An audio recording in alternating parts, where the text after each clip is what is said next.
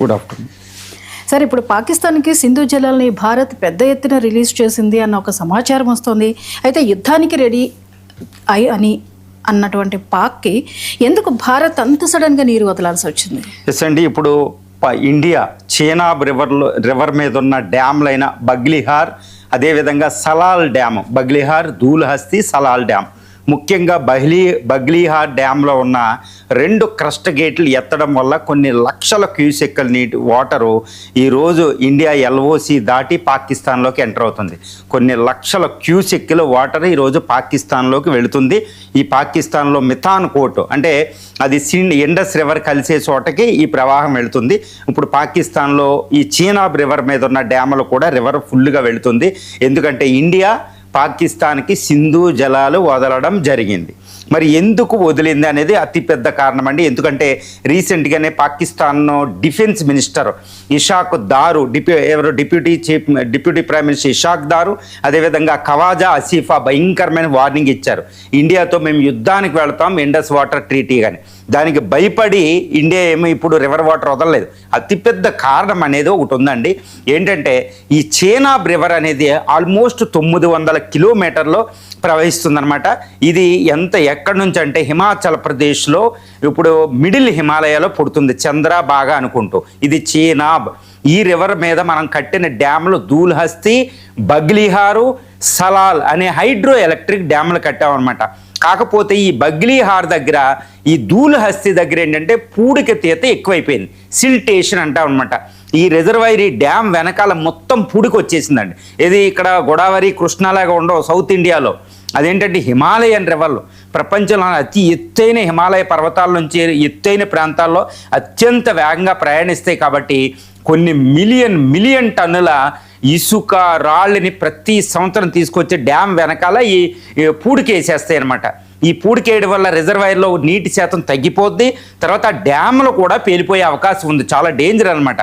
కాబట్టి ఈ పూడిక తీత డీసిల్టేషన్ ప్రాసెస్ చేయడానికి, 2 ఆ డ్యామ్ రక్షణకు, ఎందుకంటే విపరీతమైన వర్షాలు వస్తున్నాయి. ఇప్పుడు హిమాలయాల్లో వర్షాలు ఉంటాయి, హిమాలయాల్లో మంచు కూడా కరుగుతూ ఉంటుంది. ఇక్కడ ఎల్నినో ప్రభావం వల్ల కరువులు ఉన్న హిమాలయాల్లో మంచు కూడా కరుగుతుంది, వర్షపాతం కూడా ఎక్కువ ఉంటుంది, చాలా సడన్ రైన్ఫాల్ ఉంటుంది అనమాట. ఇప్పుడు ఈ వర్షపాతం వల్ల విపరీతమైన ఇప్పుడు నీటి ప్రవాహం ఉంది. ఈ ప్రవాహాన్ని ఈ యొక్క డ్యామ్ భద్రత కూడా ముప్పు ఉందన్నమాట. పూడికి తీత ఎక్కువైపోయింది. ప్రతి సంవత్సరం పూడికి తీత తీయాలి అక్కడ. ఎవ్రీ 2 ఇయర్స్కి అక్కడ ఇంజనీర్స్ మాత్రం తప్పనిసరిగా పూడికి తీత తీస్తారు. ఈ పూడికి తీత తీయడానికి ఒక ప్రాసెస్ ఉంటుందన్నమాట. వాళ్ళు ఏం చేస్తారు, ఈ డ్యామ్ ఎక్కువ వాటర్ డ్యామ్ వెనకాల రిజర్వాయర్లో ఉన్నప్పుడు వాళ్ళు ఏం చేస్తారంటే ఈ యొక్క డ్యామ్ క్రస్ట్ గేట్లని సడన్గా ఎత్తేస్తారు. ఎత్తేయడం వల్ల అక్కడ పూడికతో ఉన్న ఏరియాలో ఉన్న పూడిక తీత అంతా ఒకేసారి ఫ్లష్ అవుట్ అయిపోతుంది అనమాట. అది ఎలా చెప్పాలంటే ఒక మన వర్షం వచ్చేసి మన నేల మీద ఇసుక రాళ్ళు పేరుకుపోతాయి. దాన్ని చీపురుతో తుడిస్తే అవ్వదండి, కొంచెం నీళ్లు పోస్తే అవ్వదు. ఒక బకెట్లో నీళ్ళు ఎక్కువ పట్టుకుని ఒకేసారి గట్టిగా ఇసురుతాం అనమాట. ఎలా ఫ్లష్ అవుట్ అయిపోతుందో ఆ విధంగా ఆ డ్యాము, ఆ సివిల్ ఇంజనీర్స్ అక్కడ పూడికి తీత తీస్తూ ఉంటారన్నమాట. లేదా డ్యాము 2-3 సంవత్సరాలకి అది పేలిపోయే ప్రమాదం ఉందన్నమాట. చాలా హెవీ హైడ్రో ఎలక్ట్రిక్ డ్యామ్లు అనమాట. ఈ విధంగా ఈ ధూల్హస్తి డ్యామ్ దగ్గర ఆ రివర్ వాటర్ వదులుతున్నారు.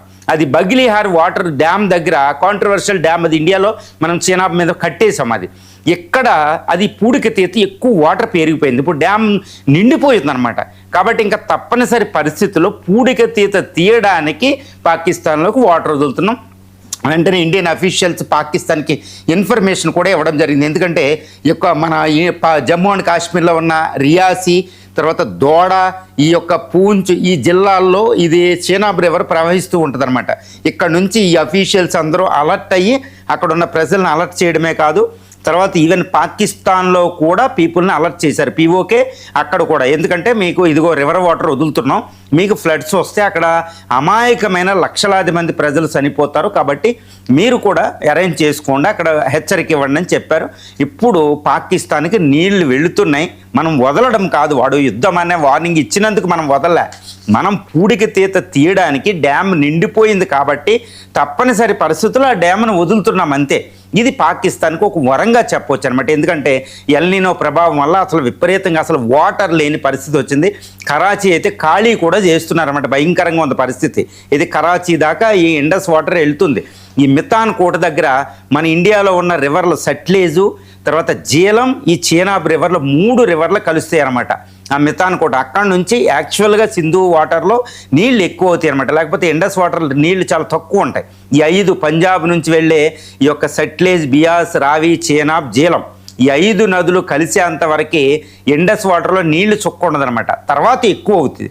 ఈ విధంగా పాకిస్తాన్ అనేది ఈ ఇండస్ వాటర్ సిస్టమ్ అంటే నదీ వ్యవస్థ, సింధు నదీ వ్యవస్థ వల్ల ఏర్పడిందనమాట.